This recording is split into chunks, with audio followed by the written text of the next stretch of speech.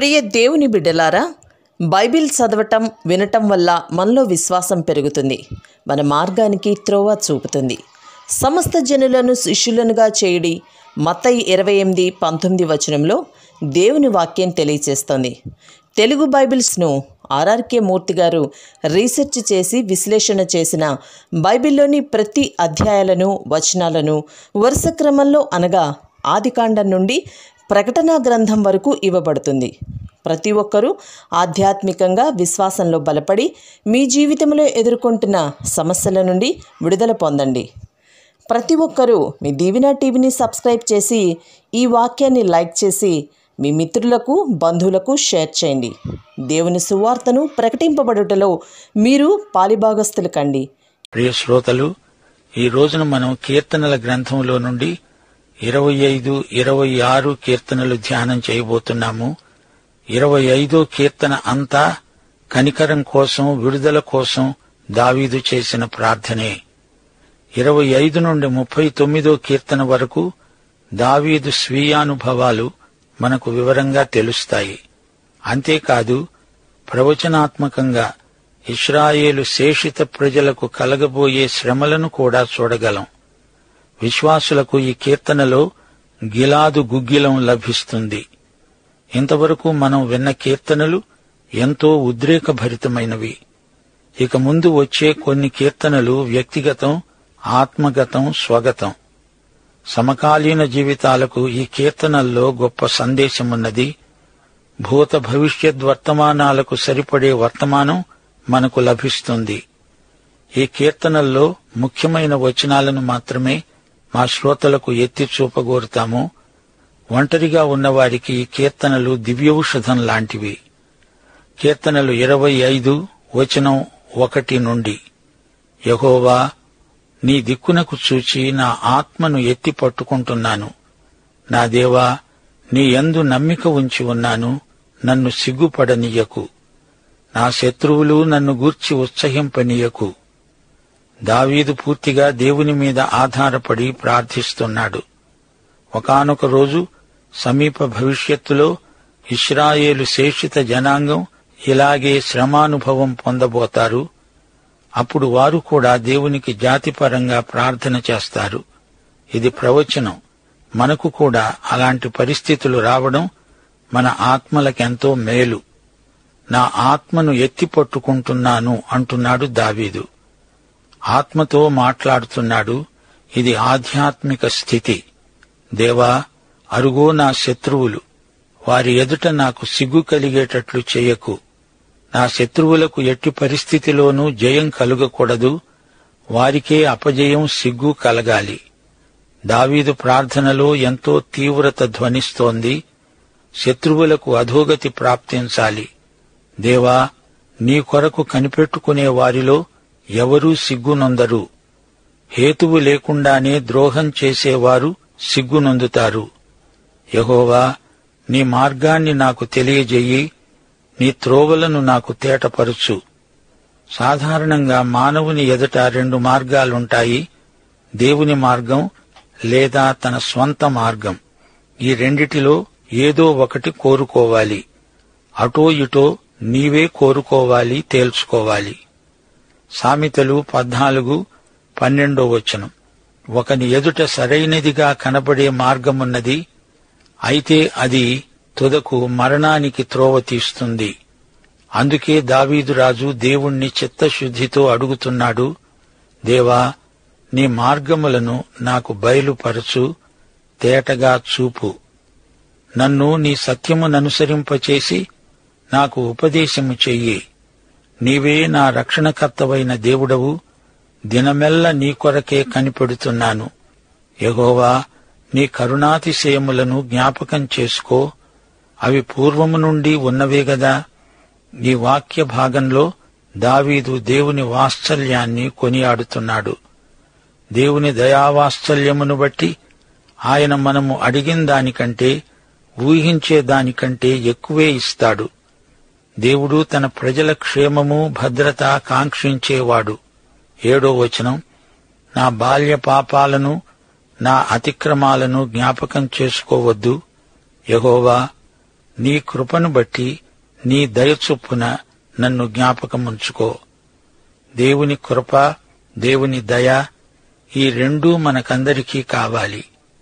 దేవుడు దయావాత్సల్యపూర్ణుడు. కృపాక్షేమములు మనం బ్రతుకు దినాలన్నిటా మనకు తోడుగా ఉండాలి.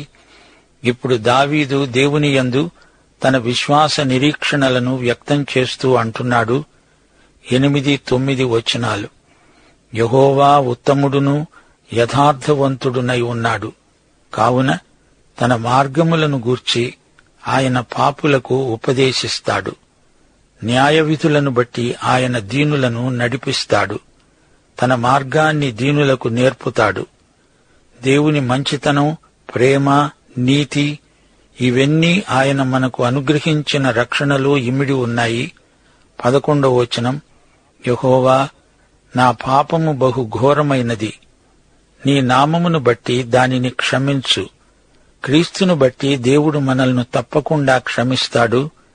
దేవుని క్షమాపణకు మనము అర్హులము కాము, అయినా ఆయన కృప క్షమిస్తుంది. దావీదును క్షమించిన దేవుడు నిన్ను నన్ను కూడా క్షమిస్తాడు. యేసుక్రీస్తును బట్టి దేవుడు మనలను క్షమిస్తాడు. పాపాలను ఒప్పుకొంటే ఆయన నమ్మదగినవాడు, మనలను యేసు రక్తంతో శుద్ధి చేస్తాడు. ఇశ్రాయేలు ప్రజను గురించిన ఆయన కృపావాక్కు. యిర్మీయా గ్రంథం 31వ అధ్యాయం 34వ వచనం. నేను వారి దోషములను క్షమించి వారి పాపములను ఇక ఎన్నడూనూ జ్ఞాపకము చేసుకొనను. ఇదే యెహోవా వాక్కు. 14వ వచనం. యెహోవా మర్మము ఆయన యందు భయభక్తులు గలవారికి తెలిసి ఉన్నది. ఆయన తన నిబంధనను వారికి తెలియజేస్తాడు. కొందరు క్రైస్తవులు ప్రశ్నార్థకపు గుర్తుల్లాగే ఉండిపోయారు. మాకు వాక్యం అర్థం కావటం లేదు, ధర్మ సందేహాలు ఎన్నెన్నో ఉంటాయి అంటారు.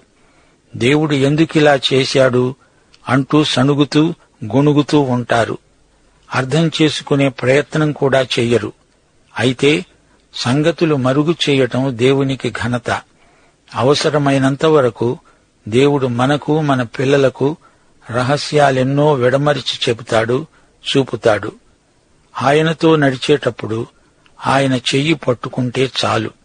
మనం పొద్దస్తమానము ప్రశ్నలడగడం మానేసి ఆయన ముఖ సందర్శనమందు పరవశించిపోవాలి.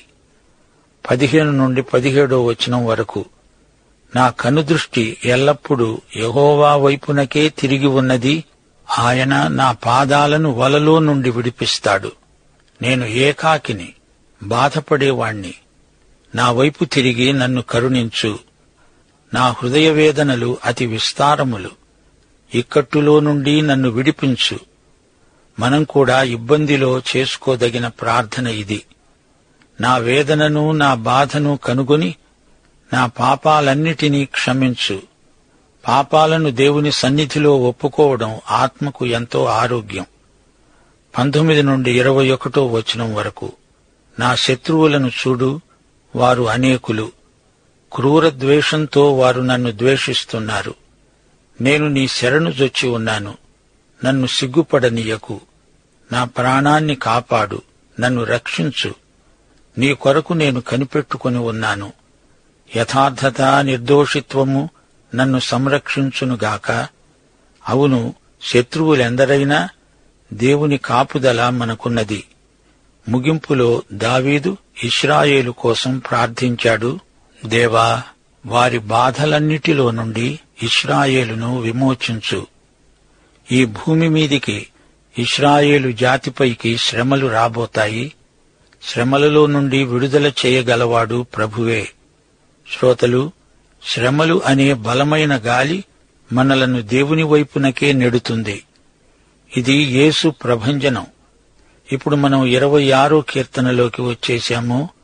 వ్యక్తిగతంగా దేవుడు నిన్ను నన్ను నీతిమంతులుగా పరిగణిస్తున్నాడు.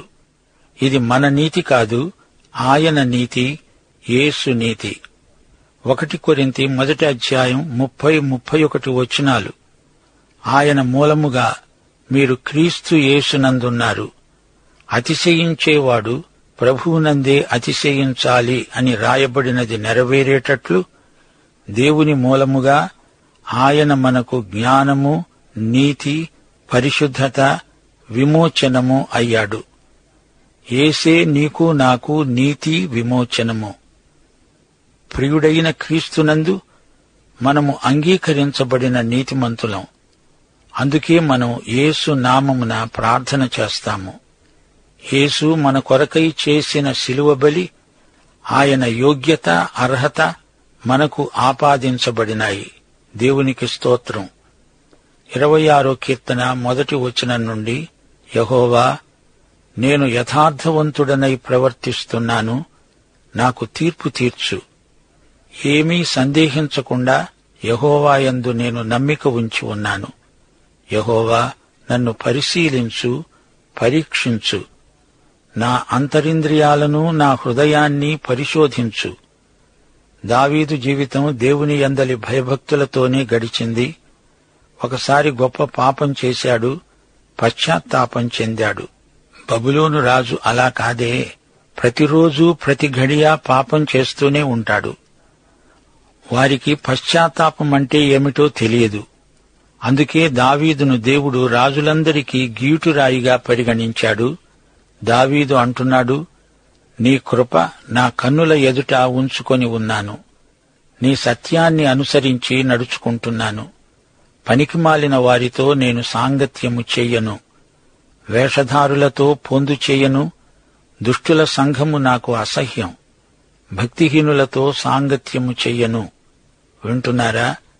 ఈ కీర్తన మొదటి కీర్తనలాగే ఉంది. దేవుని మార్గంలో నడుస్తున్నాడు, దుష్టుల మార్గంలో నడవడు. అపహాసకులతో కూర్చోడు, దుష్టుల ఆలోచన చొప్పున నడవడు. 6వ వచనం, నిర్దోషినని నా చేతులు కడుక్కుంటాను. యెహోవా, నీ బలిపీఠం చుట్టూ ప్రదక్షిణం చేస్తాను. అక్కడే నీకు కృతజ్ఞతాస్తుతులు అర్పిస్తాను. నీ ఆశ్చర్య కార్యాలను వివరిస్తాను. గమనించారా శ్రోతలు? విశ్వాసానికి సత్క్రియలు ఎంతో దోహదపడతాయి. దేవునికి ప్రీతికరమైన జీవితం గడపాలని దావీదు ఆశ. అదే దేవుని చిత్తం. 12వ వచనం, సమభూమిలో నా పాదము నిలిపి ఉన్నాను. సమాజములలో యెహోవాను స్తుతిస్తాను. ఎగుడు దిగుడు స్థలాల్లో నా పాదము మోపను. క్రీస్తునందు మనకంతా సమభూమి, సమతలం. కొందరు తొట్టిల్లి పడతారు. క్రీస్తునందు మనం చక్కగా తిన్నగా నడిచి వెళ్తాము. నా సమభూమి క్రీస్తే. సోదరీ సోదరులారా, పాపంతో చెలగాటమాడవద్దు.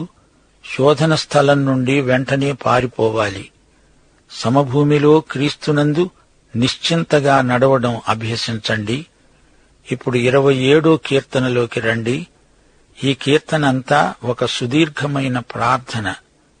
మొదటి 6 వచనాలలో దేవుడు తన వారికి చేసిన సదుపాయాలు, వారి కోసం ఆయన ఇస్తున్న ప్రోత్సాహం వివరించబడి ఉన్నాయి. ఈ ప్రార్థన కీర్తనలో మనకు గొప్ప సందేశమున్నది. యెహోవా నాకు వెలుగు, రక్షణ అయి ఉన్నాడు. నేను ఎవరికి భయపడాలి? యెహోవా నా ప్రాణదుర్గము. నేను ఎవరికి వెరిచేది? ఆయన, నేను, ఇది మా ఇద్దరి మధ్య వ్యవహారం. ఆయన పవిత్ర దేవుడు. ఆయన పరిశుద్ధమైన వెలుగు. తన వాక్యపు వెలుగుతో ఆయన నన్ను నడిపిస్తున్నాడు.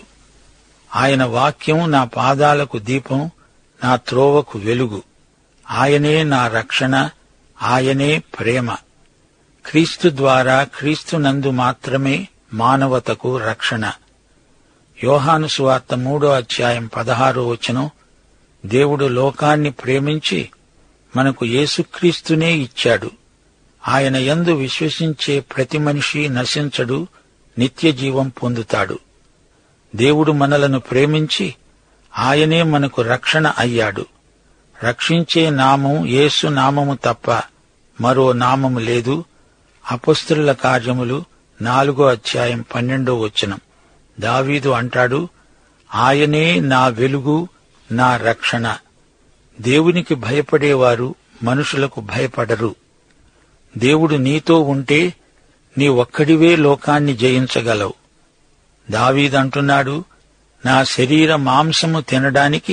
దుష్టులు నా మీదికి వచ్చినప్పుడు, నన్ను బాధించే శత్రువులు నా మీదికి వచ్చినప్పుడు వారు తొట్టిల్లి కూలారు. మొదట దావీదు ఒక కాపరి. ఆ రోజుల్లో తాను ఒక సింహాన్ని, ఎలుగుబంటిని చంపగలిగాడు. ఇప్పుడు సింహాల లాంటి, ఎలుగుబంటుల్లాంటి శత్రువులు దావీదును చుట్టుముట్టారు. 1 పేతురు 5:8 ఒక ముసలి సింహముంది, ఎవరిని మింగేదా అని పొంచి చూచే అపవాది. 3 నాతో యుద్ధం చేయడానికి దండు దిగినా నా హృదయము భయపడదు.